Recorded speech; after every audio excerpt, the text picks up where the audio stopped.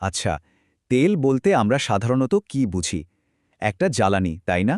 কিন্তু ব্যাপারটা আসলে তার চেয়ে অনেক বেশি কিছু। তেল শুধু একটা জ্বালানি নয়, এটা এমন একটা জিনিস যা আমাদের আধুনিক ইতিহাস, সম্পদ, এমনকি যুদ্ধবিগ্রহের গতিপথও ঠিক করে দিয়েছে। চলুন এই কালো সোনার গভীরে ডুব দেওয়া যাক আর দেখি কিভাবে এটা আমাদের বিশ্বকে আজকের এই রূপে গড়ে তুলল। চলুন শুরুতেই এমন একটা সময়ের গল্প শোনা যাক যখন এই তেলের আসল ক্ষমতাটা পুরো বিশ্ব প্রথমবার টের পেয়েছিল, মানে একেবারে চোখে আঙুল দিয়ে দেখিয়ে দিয়েছিল।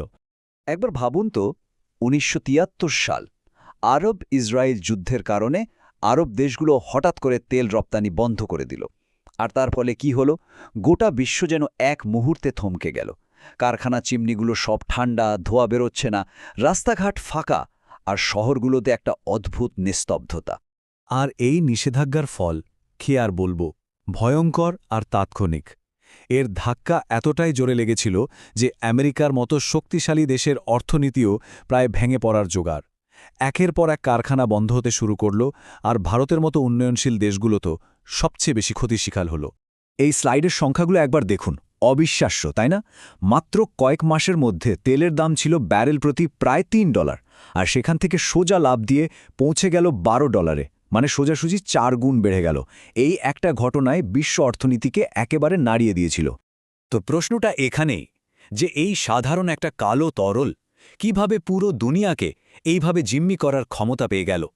এই অবিশ্বাস্য ক্ষমতার পেছনের গল্পটা জানতে হলে আমাদের অনেকটা পেছনে ফিরে যেতে হবে। এই একটা ঘটনাই দেখিয়ে দেয় যে আমাদের এই আধুনিক সভ্যতা আসলে কতটা ঠুনকো একটা জিনিসের ওপর ভর করে দাঁড়িয়েছিল। আচ্ছা, চলুন তো একটু পেছনে ফিরে যাই। সেই সময়ে যখন তেলই সবকিছু ছিল না, তখনকার পৃথিবীটা ছিল অন্ধকারে ভরা আর অনেক সীমাবদ্ধতায় বাধা। শুনলে অবাক হতে হয়, একসময় মানুষ নাকি শুকনো স্যামন মাছ বা পেট্রেল পাখি পুড়িয়ে আলো জ্বালাত, ভাবা যায়?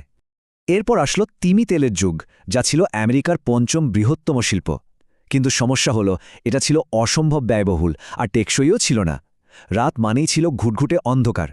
সুতরাং তেলের উত্থানের আগে পৃথিবীটা আলোর জন্য একেবারে মরিয়া হয়ে উঠেছিল, আর এই চাহিদায় একটা নতুন বিপ্লবের জন্য মঞ্চ তৈরি করে দিয়েছিল। তো এই অবস্থা থেকে কিভাবে সব বদলে গেল? এবার সেই সব যুগান্তকারী উদ্ভাবন আর সেই মানুষগুলোর কথা বলি যারা সাধারণ অপরিশোধিত তেলকে একটা বিপ্লবী শিল্পে পরিণত করেছিলেন। আর আসল খেলাটা শুরু হলো কেরোসিন আবিষ্কারের পর। আব্রাহাম গ্যাসনারের এই আবিষ্কার তিমি তেলের চেয়ে প্রায় ১৫ গুণ সস্তা ছিল। এর ফলে যা হলো তা হলো, প্রথমবারের মতো শহরের রাস্তাগুলো গ্যাস পত্তিতে আলোকিত হল, আর মানুষের জীবনযাত্রা চিরদিনের জন্য পাল্টে গেল। এই স্লাইডটা কিন্তু দারুণভাবে পুরো গল্পটা বলে দিচ্ছে কিভাবে এই তেল শিল্পের জন্ম হলো। দেখুন, প্রথমে ছিল জেমস টাউনসেন্ডের স্বপ্ন, তারপর ইয়েল ইউনিভার্সিটির অধ্যাপক বেঞ্জামিন সিলেমানের বৈজ্ঞানিক নিশ্চয়তা, আর শেষে এডউইন ক্রেজি ড্রেকের নাছোড়বান্দা মনোভাব। এই সবকিছুর ফলেই ১৮৫৯ সালের ২৭শে আগস্ট পেনসিলভেনিয়ায় প্রথম তেলের সন্ধান মেলে। আর তারপর যা হলো তাকে এক কথায় বলা যায় বিস্ফোরণ। মাত্র ৪ বছরে ১৮৬২ সালের মধ্যে পেনসিলভেনিয়ায় বছরে ৩০ লাখ ব্যারেল তেল উৎপাদন হচ্ছিল, ভাবা যায়? খুব তাড়াতাড়ি এই বিপ্লব টেক্সাস, ক্যালিফোর্নিয়া আর ওকলাহোমাতেও ছড়িয়ে পড়ল। এভাবেই কয়েকজনের স্বপ্ন আর চেষ্টা একটা ছোট্ট উদ্যোগ থেকে এক বিশাল বিশ্বব্যাপী শিল্পে পরিণত হল। আমেরিকা থেকে এবার গল্পটা নিয়ে যায় বিশ্বের অন্যদিকে। চলুন দেখি এই কালো সোনার খোঁজ কিভাবে সারা বিশ্বে, বিশেষ করে মধ্যপ্রাচ্যে ছড়িয়ে পড়ল।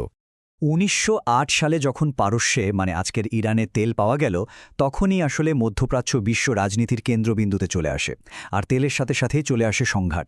ব্রিটিশ কোম্পানিগুলো লাভের বড় অংশ নিয়ে যাচ্ছিল, যার ফলে শেষ পর্যন্ত ১৯৫১ সালে ইরান তাদের তেল শিল্পকে জাতীয়করণ করে নেয়।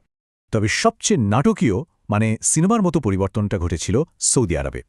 ১৯৩৮ সালে আরামকো যখন সেখানে তেলের বিশাল ভাণ্ডার খুঁজে পেল, তখন খেজুর আর তীর্থযাত্রীদের ওপর নির্ভরশীল একটা গরিব মরুভূমির দেশ হয়ে উঠল বিশ্বের অন্যতম ধনী আর প্রভাবশালী দেশ। এক কথায়, তেল মধ্যপ্রাচ্যকে দারিদ্র্য থেকে অবিশ্বাস্য সম্পদে পৌঁছে দিয়েছে ঠিকই, কিন্তু সাথে সাথে ভূরাজনৈতিক ক্ষমতার এক নতুন আর জটিল খেলারও জন্ম দিয়েছে। তো যখন তেল উৎপাদনকারী দেশগুলো বুঝতে পারল যে তাদের হাতে আসলে কি আছে, মানে একটা সোনার খনি, তখন তারা ঠিক করল, না, এবার খেলাটা আমাদের হাতে নিতে হবে। তারা দাম আর সরবরাহ নিয়ন্ত্রণের জন্য একজোট হতে শুরু করল, যা এক নতুন অস্থিরতার যুগের শুরু করে। আর এই নিয়ন্ত্রণের সবচেয়ে বড় একটা হাতিয়ার হয়ে দাঁড়ালো ওপেক, মানে organisation of the petroleum exporting countries.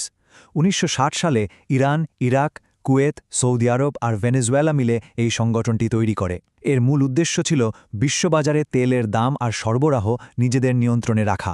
এই স্লাইডটা দেখলে বোঝা যায় ভূরাজনৈতিক ঘটনা কিভাবে তেলের দামকে নাচিয়েছে। 1973 সালে সেই নিষেধাজ্ঞা থেকে শুরু করে 1979 সালের ইরানি বিপ্লব, এমনকি 2020 সালের করোনা মহামারীতে তো চাহিদা এতটাই কমে গিয়েছিল যে তেলের দাম মাইনাসে চলে গিয়েছিল। হ্যাঁ, ঠিকই শুনছেন, মাইনাস। এ থেকে একটাই জিনিস স্পষ্ট, তেল শুধু একটা পণ্য নয়, এটা একটা রাজনৈতিক অস্ত্রও বটে। তো সব কিছুর শেষে এসে বলা যায় তেলের গল্পটা অনেকটা একটা দুধারী তলোয়ারের মতো। এটা আমাদের যেমন অনেক কিছু দিয়েছে, তেমনি এর একটা অন্ধকার দিকও আছে যা এড়িয়ে যাওয়ার কোনো উপায় নেই। দেখুন, একদিকে তেল আমাদের দিয়েছে শিল্প বিপ্লব, আমাদের আধুনিক শহর, বিশ্বজুড়ে যাতায়াতের সুবিধা আর তৈরি করেছে প্রচুর সম্পদ। কিন্তু এর উল্টোপিঠটাও তো আছে। এর জন্য আমরা কি হারিয়েছি? ভয়াবহ দূষণ, বনজঙ্গল ধ্বংস, আর এর জন্যই জলবায়ু পরিবর্তন আর রাজনৈতিক সংঘাত বেড়েই চলেছে। তেলের এই সব খারাপ দিকগুলোর কারণেই কিন্তু বিশ্ব এখন বদলাতে চাইছে। সবচেয়ে মজার ব্যাপার কি জানেন? নরওয়ের মতো দেশ, যারা তেল বেচে ধনী হয়েছে, তারাও এখন পরিবেশ বাঁচাতে ইলেকট্রিক গাড়ির দিকে ঝুঁকছে আর নবায়নযোগ্য শক্তির দিকে এগিয়ে যাচ্ছে। তাহলে শেষ প্রশ্নটা কিন্তু এটাই, তেল আমাদের এই আধুনিক দুনিয়াটা বানিয়ে দিয়েছে, এটা নিয়ে কোনো সন্দেহ নেই, কিন্তু এর পরের দুনিয়াটা, আমাদের ভবিষ্যৎ, সেটা কি দিয়ে তৈরি হবে? এই প্রশ্নটাই ভাবার জন্য রইল।